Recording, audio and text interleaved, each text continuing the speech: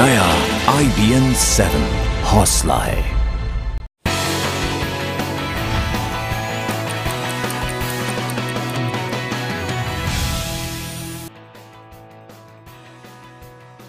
नमस्कार, देश भर में आपका स्वागत है। आज हम बहुत सारी खबरें आपके लिए लेकर आए हैं। एक तो हम बात करेंगे आम आदमी पार्टी कैसे वो लोगों को लेकर और परेशानी में फंस गई है।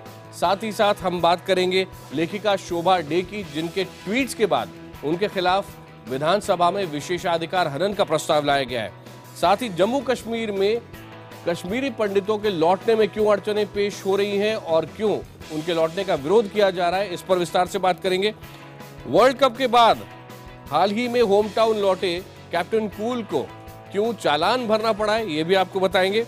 और उत्तर प्रदेश के रामपुर भी ले चलेंगे, जहां 800 लोग धर्म परिवर्तन की धमकी दे रहे हैं। जोधपुर में कुंवारों की आजकल क्यों आफत आई है, ये भी बताएंगे। क्यों उनकी डंडों से पिटाई हो रही है, ये भी बताएंगे। लेकिन सबसे पहले बात करते हैं आम आदमी पार्टी की।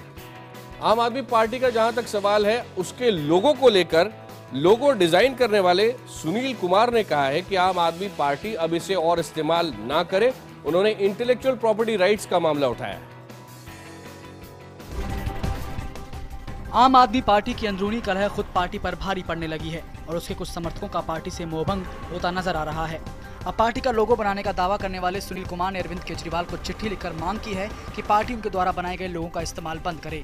लखनऊ के रहने वाले सुनील कुमार लाल ने केजरीवाल को जो खत लिखा, उसमें उन्होंने साफ तौर पर कहा है कि वह पार्टी में नहीं रहना चाहते, लिहाजा उनका प्राथमिक सदस्यता से इस्तीफा भी स्वीकार किया जाए। अपनी चिट्ठी में लाल ने दावा किया कि आम आदमी पार्टी का लोगो उन्होंने ही डिजाइन किया था और अब वे पार्टी में नहीं रहना चाहते, इसलिए उनके बनाए गए लोगों को branding, stationery, website, badge, flag, poster, handbills और बैंक ड्रॉप से हटा दिया जाए। लाल ने यह भी कहा कि वो साल 2013 में पार्टी के सदस्य बने थे, लेकिन वो प्राथमिक सदस्यता की रसीद खो चुके हैं। इसके बावजूद अगर पार्टी रिकॉर्ड में उनका नाम है तो उसे हटा दिया जाए। आंदोलन अपने विचार के साथ चलता है। अगर उसमें कोई व्यक्ति असहमत है तो उसको अपनी असहमति जाहिर करने का अधिकार है, लेकिन इस पूरी प्रक्रिया में लोगों ने अपनी संवेदना, अपना समय दिया है। उसमें कोई लौटाने वाली बात अगर हो सकती है, अगर उनको लगता है कहीं कोई चीज है और उनके ले जाने से उन्हें शांति मिलती है, तो हम उन्हें आमंत्रित करते हैं वो ले जाएं। दिल्ली रोड रेज कांड के अंदर 5 आरोपियों को 14 दिन की न्यायिक हिरासत में भेज दिया गया है। इसके अलावा 15 अप्रैल को गवाहों के सामने सभी आरोपियों की शिनाख्त के लिए रखा जाएगा, शिनाख्त परेड की जाएगी। तुर्कमान गेट रोड रेज मामले में पुलिस को आज बड़ी कामयाबी मिली। उन्होंने मुख्य आरोपी अमरुद्दीन उर्फ अमीन पहलवान को गिरफ्तार कर लिया है। बताया जा रहा है कि जिस वक्त वारदात को अंजाम दिया गया, उस वक्त अमीन i20 गाड़ी में अपनी बेटी शादाब के साथ बैठा हुआ था। पुलिस ने हत्या के वक्त इस्तेमाल की गई i20 कार भी जब्त कर ली है। पुलिस ने अमीन के अलावा आरोपी शादाब, सलीम, आतिफ लाला को गिरफ्तार किया है। इस बीच शाहनवाज के पिता सलाउद्दीन ने दिल्ली के मुख्यमंत्री अरविंद केजरीवाल से मुलाकात की। बता दें कि 3 दिन पहले घर लौटते वक्त बाइक सवार शाहनवाज आरोपियों की कार i20 से टकरा गई थी, जिसके बाद आरोपियों ने डंडों और रॉड से उसकी बेरहमी से पिटाई की। बाद में अस्पताल में उसकी मौत हो गई थी। देखिए, उसमें जो है 5 को गिरफ्तार कर लिया गया है। अब हमारी इन्वेस्टिगेशन जो है जारी है। तुर्कमान गेट रोड रेज के मामले में राजनीतिक दलों ने अपना अपना फायदा ढूंढना शुरू कर दिया है और उसी के बीच अब आक्रामक रुख अपनाते हुए आम आदमी पार्टी ने विरोधियों पर हमला बोलना शुरू कर दिया है। आम आदमी पार्टी के विधायक आसिफ अहमद खान पर आरोपी को बचाने के आरोप लगने के बाद पार्टी ने प्रेस कॉन्फ्रेंस करके सफाई पेश की है। पार्टी के नेता संजय सिंह ने कहा है कि बीजेपी और कांग्रेस इस मामले में ये कहकर दुष्प्रचार कर रहे हैं कि आरोपी आम आदमी पार्टी से जुड़े हैं और उन्हें बचाने की कोशिश की जा रही है, जबकि सच तो यह है कि दिल्ली पुलिस केंद्र के अधीन है और उसे ही इस मामले में कार्रवाई करनी है। पार्टी प्रवक्ता संजय सिंह के मुताबिक दिल्ली पुलिस की आड़ में केजरीवाल सरकार की छवि खराब करने की कोशिश की जा रही है। संजय सिंह के मुताबिक उनकी पार्टी पीड़ित परिवार के साथ खड़ी है। खुद परिवार ने कहा है कि उन्हें पार्टी के विधायक आसिफ अहमद खान का पूरा सहयोग मिल रहा है। जब जिस परिवार के अंदर घटना हुई, उस परिवार के लोग स्वयं कह रहे हैं कि वहां के मंत्री असीम अहमद ने उनकी मदद की। वहीं बीजेपी का कहना है कि पीड़ित परिवार लगातार कह रहा है कि इलाके में आम आदमी पार्टी के विधायक के साथ आरोपियों के पोस्टर लगे हुए हैं। साथ ही उन्होंने आसिफ के इस्तीफे की मांग भी की है। उनके होर्डिंग पोस्टर वो यहाँ के मंत्री के साथ रहते हैं। अगर ऐसा है जो जनता कहती है, तो निश्चित रूप से ये बहुत ही कायरतापूर्ण घटना है। महाराष्ट्र के मल्टीप्लेक्स के अंदर प्राइम टाइम में मराठी फिल्में दिखाने के सरकारी आदेश का विरोध किया है शोभा डे ने, और इसके बाद विधानसभा के अंदर उनके खिलाफ विशेषाधिकार हनन का प्रस्ताव लाया गया है। शोभा डे ने फडणवीस सरकार पर निशाना साधते हुए ट्वीट किया कि देवेंद्र डिक्टेटर फडणवीस ने फिर वही किया। गोमांस से लेकर मूवी तक, ये वो महाराष्ट्र नहीं है जिसे हम सब प्यार करते हैं। नको नको, ये सब रोको। इसके बाद शोभा ने ट्वीट किया कि मुझे मराठी मूवी पसंद है। फडणवीस, मुझे निर्णय लेने दें कि मैं उन्हें कब और कहां देखूं। ये कुछ नहीं, सिर्फ दादागिरी है। शोभा के ट्वीट्स के बाद राजनीति गर्मा गई। शिवसेना के एक विधायक प्रताप सरनाइक ने विधानसभा में उनके खिलाफ विशेषाधिकार हनन का प्रस्ताव रखा, जिस पर शोभा को नोटिस जारी कर दिया गया। हालांकि नोटिस मिलने के बाद शोभा ने एक और ट्वीट किया और लिखा, अब एक विशेषाधिकार प्रस्ताव मुझसे माफी की मांग कर रहा है। कम ऑन, मैं गर्व से कहती हूँ कि मैं मराठी हूँ और मराठी फिल्में पसंद करती हूँ। हमेशा से हूँ और हमेशा रहूंगी। क्या कश्मीरी पंडितों की घर वापसी हो सकेगी? क्या वो एक बार वापस अपने राज्य में, अपने घरों में लौट सकेंगे? खबरें इस तरह की आ रही हैं कि गृह मंत्री राजनाथ सिंह ने जम्मू कश्मीर के मुख्यमंत्री मुफ्ती मोहम्मद सईद के साथ इस बारे में बातचीत की है, लेकिन इस झगड़े में अब अलगाववादी भी कूद पड़े हैं। कश्मीरी पंडितों को घाटी में अलग जमीन देकर बसाने की मुफ्ती सरकार की योजना का विरोध शुरू हो गया है। अलगाववादी नेता यासीन मलिक ने धमकी देते हुए कहा कि वो किसी हाल में इस योजना को कामयाब नहीं होने देंगे। दरअसल कश्मीरी पंडितों के मुद्दे पर जम्मू कश्मीर के मुख्यमंत्री ने केंद्रीय गृह मंत्री राजनाथ से फोन पर बात की। बातचीत के दौरान राजनाथ ने मुफ्ती मोहम्मद से कश्मीरी पंडितों के लिए अलग जमीन देने की चर्चा की थी, जिसके बाद सीएम ने घाटी में कश्मीरी पंडितों के लिए टाउनशिप के लिए जमीन अधिग्रहण का भरोसा दिया था। कुछ कश्मीरी बेस्ड पॉलिटिकल पार्टीज हैं, जो अपोजिशन के लोग हैं जम्मू कश्मीर के अंदर, वो इसका विरोध कर रहे हैं। इसका मतलब है इनके इरादे, इनकी नियतियां और इनकी नीतियां ठीक नहीं हैं। जनता परिवार के एकजुट होने पर बीजेपी का हमला जारी है। माना यह जा रहा है कि 15 अप्रैल के बाद जेडीयू, समाजवादी पार्टी और आरजेडी एक चुनाव चिन्ह और एक झंडे के तले आ जाएंगे। लेकिन दूसरी तरफ कृषि मंत्री राधा मोहन सिंह का कहना है कि इससे बिहार में जंगल राज पार्ट 2 की तैयारी की जा रही है। बीजेपी के राष्ट्रीय अध्यक्ष अमित शाह ने बेंगलुरु में पार्टी की कार्यकारिणी की बैठक में जनता परिवार के साथ आने पर तंज कसते हुए इसे बिहार में जंगल राज पार्टी की तैयारी कहा था। इसके बाद से बीजेपी इस प्रस्तावित पार्टी पर हमलावर है। कृषि मंत्री राधा मोहन सिंह इसको जंगल राज की पुनर्स्थापना करार दे रहे हैं। उनका दावा है कि बिहार के आगामी विधानसभा चुनाव में इस दल का कोई प्रभाव नहीं होगा और वहां बीजेपी की सरकार ही बनेगी। उन्होंने कहा कि बिहार की जनता जंगल राज की आहट को भांप चुकी है। जनता परिवार का मर्जल जंगल राज की पुनर्स्थापना का प्रयास है और बिहार की जनता किसी भी कीमत पर जंगल राज को दोबारा स्वीकार करने की स्थिति में नहीं है। उधर ये माना जा रहा है कि 16 अप्रैल को राम गोपाल यादव के विदेश से लौटने के बाद इस नए दल का ऐलान हो सकता है। नीतीश और लालू यादव समेत सभी नेताओं में मुलायम सिंह को इस दल के बारे में फैसला लेने का अधिकार दिया गया है।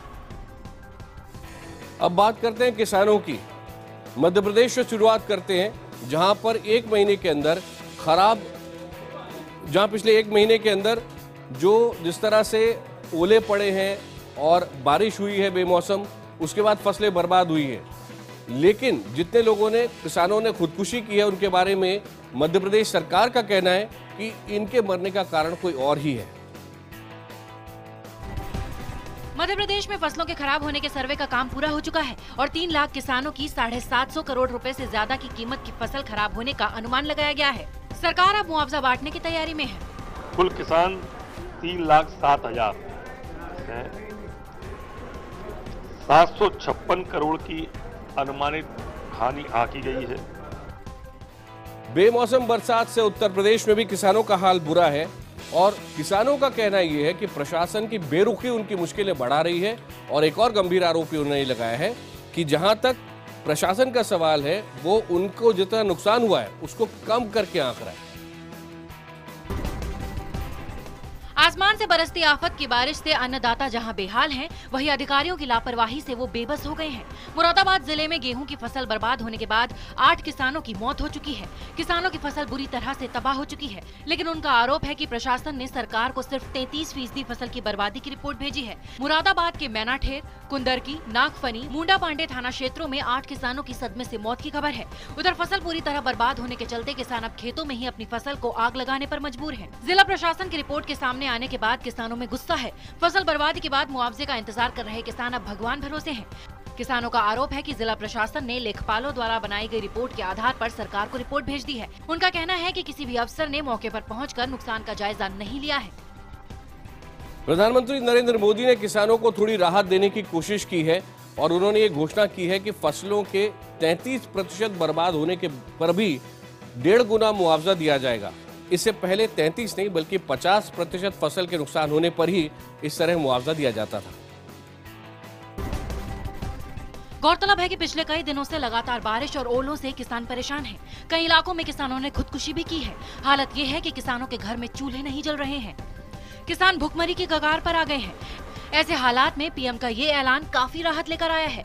पहले नियम के आधार पर अगर 50% फसल को नुकसान होता था तभी मुआवजा मिलता था, लेकिन अब 33% फसल के नुकसान पर ही किसानों को मुआवजा मिलेगा और वो भी पहले से 1.5 गुना ज्यादा मुआवजा।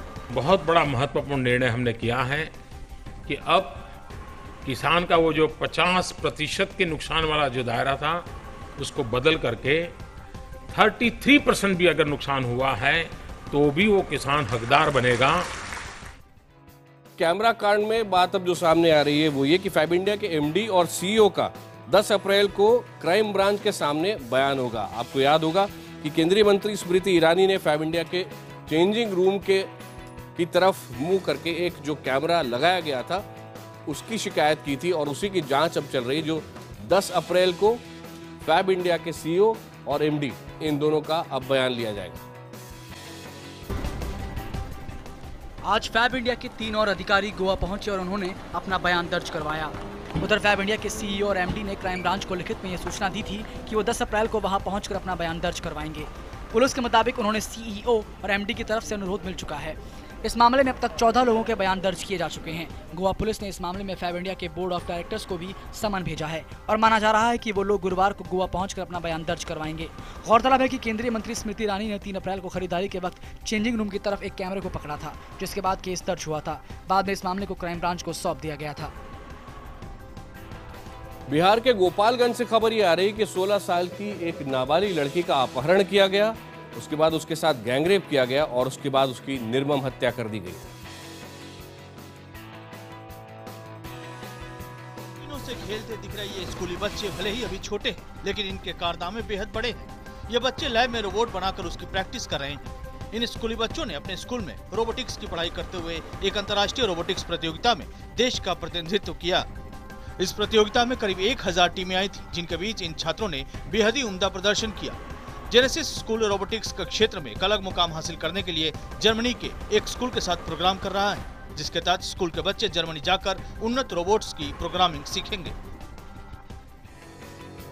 यमन में जो भारतीय फंसे थे उनको किस तरह एक एक करके वहां से लाया गया, इसको लेकर जनरल वीके सिंह ने पत्रकारों से बात की है।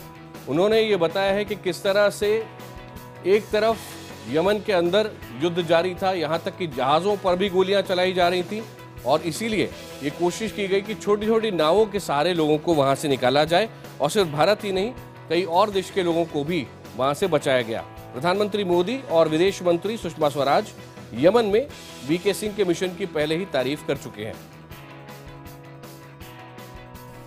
ऑपरेशन राहत जो हमने शुरू किया लोगों को यमन से निकालने का, इसमें काफी चैलेंजेस थे क्योंकि हमको कई देशों के साथ बातचीत करके अपने लोगों को निकालना था, कहां पर हम अपना हेडक्वार्टर बनाते। चैलेंज था किस तरीके से हम 3 अलग अलग एयर ट्रैफिक कंट्रोल के साथ मिलाप करके, कोऑर्डिनेट करके, उनके साथ बातचीत करके कैसे अपने हवाई जहाजों को वहां पे ले जाते। चैलेंज था कि एडन के अंदर लड़ाई चल रही थी, गलियों के अंदर, वहां पे हमारे जहाज को जाना था। हमारे जहाज से पहले कई जहाजों के ऊपर फायरिंग हो चुकी थी। हमारा जहाज अदन से दूर जाकर एंकर के ऊपर रहा, छोटी बोट से हमने लोगों को निकाला। कई चैलेंजेस थे और इन सबको इकट्ठा करने में, ठीक करने में, अपने लोगों को अच्छे तरीके से निकालने में रोज कुछ न कुछ व्यवधान आते थे, रोज उनको हम दूर करते थे और लोगों को निकालते थे। देश दिन भर में एक बार फिर आपका स्वागत है। बात करते हैं अमिताभ बच्चन की, जिनको देश के दूसरे सर्वोच्च नागरिक सम्मान पद्म विभूषण से नवाजा गया है। जिस समय राष्ट्रपति भवन में उन्हें ये अवार्ड दिया गया उस समय उनका पूरा परिवार वहां पर मौजूद था। 72 साल के हो गए अमिताभ बच्चन और इससे पहले उन्हें पद्मश्री और पद्म भूषण भी दिया जा चुका है, यानी उनका ये तीसरा पद्म अवार्ड है। लेकिन साथ ही साथ एक दिलचस्प बात यह है कि उनके परिवार को अगर देखा जाए तो उसमें ये छठा पद्म पुरस्कार है। इससे पहले उनके पिता हरिवंश राय बच्चन को पद्म अवार्ड दिया जा चुका है और उनकी पत्नी जया बच्चन को और बहू ऐश्वर्या राय को भी। आज जब अमिताभ बच्चन को ये अवार्ड दिया जा रहा था उस समय प्रधानमंत्री नरेंद्र मोदी, दिल्ली के मुख्यमंत्री अरविंद केजरीवाल और कानून मंत्री रविशंकर प्रसाद भी राष्ट्रपति भवन में मौजूद थे। और दिलचस्प बात यह भी थी कि प्रधानमंत्री नरेंद्र मोदी और आडवाणी अगल बगल बैठे नजर आए। और आखिर में बात महेंद्र सिंह धोनी की। कानून की नजर में सब बराबर है। वर्ल्ड कप खेलकर वापस लौटे हैं धोनी और अपने गृह नगर में थे, रांची में थे और वहां पर पुलिस ने उनका 450 रुपए का चालान काट दिया। दिलचस्प बात यह है कि जहां तक पुलिस का सवाल है तो धोनी रांची पुलिस के साथ एक अभियान में शामिल है जिसमें अनआइडेंटिफाइड मोटरसाइकिल्स के खिलाफ अभियान में वो काम कर रहे हैं और ऐसे में उनकी खुद की गाड़ी पे नंबर नहीं था और इसीलिए उनका 450 रुपए का चालान काटा गया। अभी वक्त है एक ब्रेक का। जब लौटेंगे तो रन उत्सव में जरूर देखिए आईपीएल के पहले मैच की सारी जानकारी। आज कोलकाता नाइट राइडर्स और मुंबई इंडियंस का मुकाबला है रात 8 बजे।